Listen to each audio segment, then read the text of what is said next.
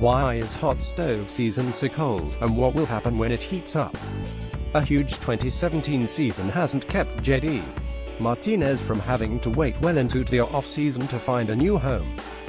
What's behind the glacial pace of this hot stove season? Jeff Curry. USA Today Sports. The calendar says January, but the list of remaining free agents looks a lot like it did when the MLB season ended in November. From a less than stellar crop of free agents to teams with an eye on next year's superstar class and a certain agent holding many of the cards this winter, there are plenty of reasons for a cold stove that has to heat up. We asked Espn.com writers Bradford Doolittle, Sam Miller and David Schoenfield to explain the slow pace of free agency and make predictions about what will happen when things finally get moving. What is the biggest factor causing the slow pace of free agency this winter? Bradford Doolittle: It'll be an interesting post-mortem when the dust finally settles, but I suspect it's the 2018 free agent class that is gumming the works. That has kept the Yankees and Dodgers in check, which muddles the top of this market, and all is a result of the new collective bargaining agreement. But maybe the biggest factor of all is that this isn't a great class and teams are just more savvy than ever when it comes to spending money efficiently. David Schoenfield: It's all about the money. The players are asking for too much, and the teams don't want to pay them. Of course, that's usually the case, but even the top players are flawed this winter. The best starting pitcher has a Tommy John surgery in his past and just came off 2 terrible starts in the World Series. The best bat is a corner outfielder with limited defensive value who is now 30 years old. A new Darvish and JD Martinez may still end up with $150 million contracts. Sam Miller: The biggest factor is the redesigned competitive balance tax (CBT), which has really found its teeth under the latest collective bargaining agreement. The CBT doesn't affect most teams, of course, but if you take away the biggest spenders on the market, it has direct and indirect consequences on the whole market. There's less money going around and less leverage for agents to play teams off each other, and more interest in cost-controlled trade targets that further reduce the free agents' leverage. I read more Gerrit Cole rumors than new Darvish rumors, and Cole didn't seem to be remotely available until the cost-cutting Yankees basically forced his name into trade considerations. I doubt the CBT will be this stifling every winter.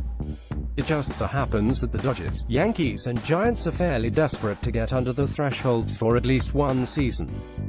And it just so happens that the 2018-2019 free agent class is looming. How much do you think teams are prioritizing next year's free agent class over spending this off-season? Doolittle: As mentioned, I think it's clearly impacting the strategies of the Yankees and Dodgers. Not sure it's directly true of any other teams, but if the richest teams aren't spending, it puts a drag at the top end of the market. That has to have a trickle-down effect. Miller: It seems likely that a couple teams are clearing the books for luxury tax purposes, knowing they'll likely go over the threshold next winter. The more years in a row a team is over the threshold, the higher the penalty. But JD Martinez or Yu Darvish shouldn't be any less attractive to teams this year than they'd be in next year's free agent class. If anything, teams that wait might regret it. There could be a ton of buyers next year, with the tax reset Yankees and Dodgers joined by bigger mid-market teams like the Phillies, White Sox, Braves and Tigers coming out of rebuilds looking to spend big. I doubt anybody gets a better deal on a high-profile free agent next winter than the Angels did getting Zach Kozart out of a quiet market this winter. Heck, Mike Moustakas is talking about taking a 1-year deal to go back on the market next winter. He's not saying that because he thinks he'll cost less next year, but more. Schoenfield: That's no doubt a factor. Next year's class not only includes Bryce Harper, Manny Machado, Josh Donaldson and Charlie Blackmon, but likely Clayton Kershaw after he opts out. It's also much deeper, meaning there could actually be more bargains to be had, at least in comparison to this year. Overall, do you think Scott Boras' willingness to wait so long into the off-season for deals helps or hurts his players? Schoenfield: His strategy has worked in the past. Max Scherzer signed in January 2015 for $210 million, although a significant portion of that is deferred.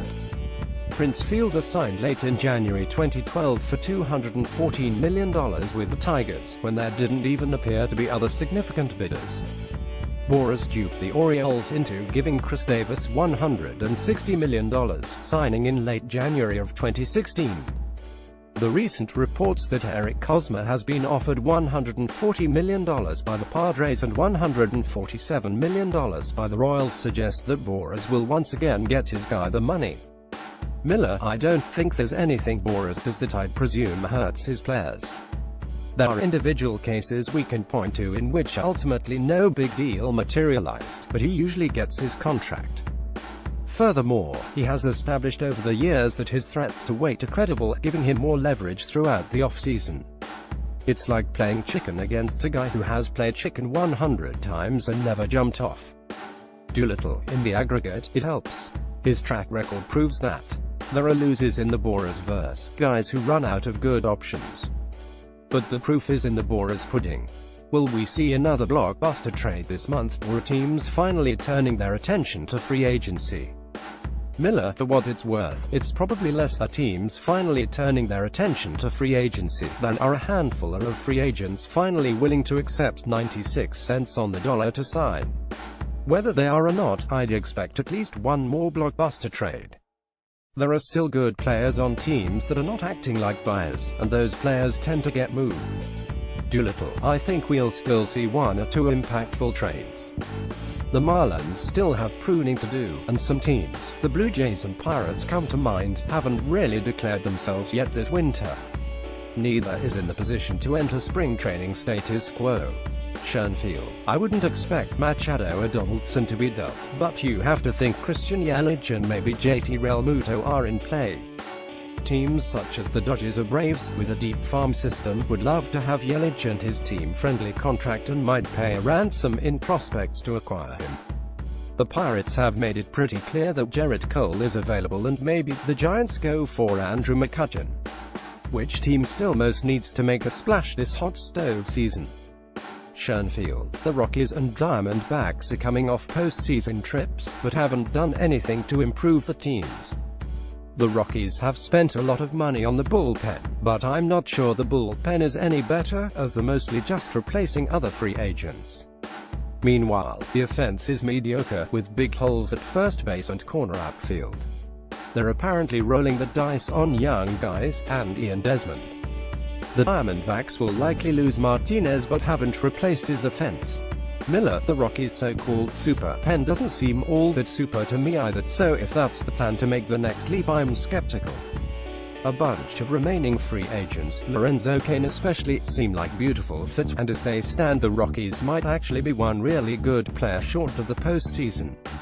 Doolittle: after going through every team yesterday, I was kind of surprised to really point to only the Nationals as the kind of a team. The factors that put them in this category are unusual: Bryce Harper's impending free agency, the strength of the Dodgers and Cubs in the same league. But Washington is positioned to benefit exponentially by one more big move. Other teams, I think, can wait and see how the first half of the seasons unfold. Which teams do you think will be most active in free agency over the next month? Doolittle: Twins, Brewers and Rangers. Schoenfield: the Cubs will sign a starting pitcher, Darvish or Jake Arrieta or maybe Alex Cobb, and the Rangers have money to spend and holes in the rotation and maybe DH corner outfield. The Cardinals will add another bullpen arm at 2, and there's a plausible scenario in which they sign Hosmer and move Matt Carpenter to third base and Jed Giorgio to a utility role. The Astros have a little money to spend, albeit no obvious holes, but they could be a surprise landing spot for Darvish. The Mets and Braves have some payroll room if they want to spend it now, and the Blue Jays need to add at least one outfield bat. Miller: again, depends on whether players start to accept slightly less money and the free agent market starts to look like a place to get good discounts a year ahead of time. If so, I could see the Phillies getting really fresh. Otherwise, the Cubs, JD Martinez and the Red Sox seem like a perfect fit. Why hasn't a deal happened yet, or will it? Miller: it doesn't seem like that great a fit, to be honest. DHS really are. It's a fine fit. It makes sense. Everybody would be really happy at the media conference. But it's not so obvious you definitely want to lock it in for 7 years. It'll probably happen. Doolittle: my suspicion is that Mr. Boras' vision of Martinez's value is not closely enough aligned with that of the Red Sox. Boras needs another team to get serious in bidding for him. There is nothing compelling the Red Sox to enter into a bad value deal. They are a playoff team with or without Martinez and can wait until the season to add a power threat. Nevertheless, I don't see a lot of great options for Martinez, so I think a deal with Boston will eventually get done, more on the team's terms than those of Boras. Schoenfield. Boras is waiting for another team to enter the bidding, but the market for Martinez at $150 plus million just doesn't appear to be there. National League teams are worried about a guy who may have to DH in a couple years. The Cardinals already added a big outfield bat in Marcell Ozuna. The Yankees aren't exactly lacking for power-hitting corner outfielders. Maybe the Blue Jays arrange his make a late bid, but Martinez to Boston seems like the obvious landing spot. Where do you think the two aces in this market, Yu Darvish and Jake Arrieta, will sign?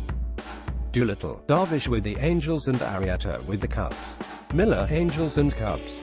Schoenfield. Let's go Darvish to the Cubs and Arrieta to the Rangers. The Twins are a sleeper for why the guy. How many of the Royals' big three free agents, Mike Moustakas, Eric Hosmer and Lorenzo Cain, will end up returning to Kansas City? Miller. 0 of them. Doolittle. 1. Hosmer. Schoenfield. I think Hosmer is the only guy who may return, as the Royals are clearly hoping to build the next Kansas City playoff team around him based on that $147 million contract. Will the Marlins make another major trade before opening day? Doolittle. Yep. Christian Yelich and JT Realmuto understandably don't want any part of the sham in Miami, and it's in the Marlins' interest to complete their sell-off before the season starts. The amity down there is festering, so the sooner the wound is cauterized, the better. Why generate another fresh round of animus later in the season? Plus, with the value those two have, Miami can actually get back an elite prospect to serve as the face of the rebuilding scheme. Miller. Yes. 2, even, but probably not 3. Schoenfield. Let's go with Yelich to the Braves. When Alex Anthopoulos was GM of the Blue Jays, he never shied away from the blockbuster trades. The Braves need an outfielder, and a trio of Yelich, Ender, Inchart and rookie stud Ronald Acuna would be super exciting.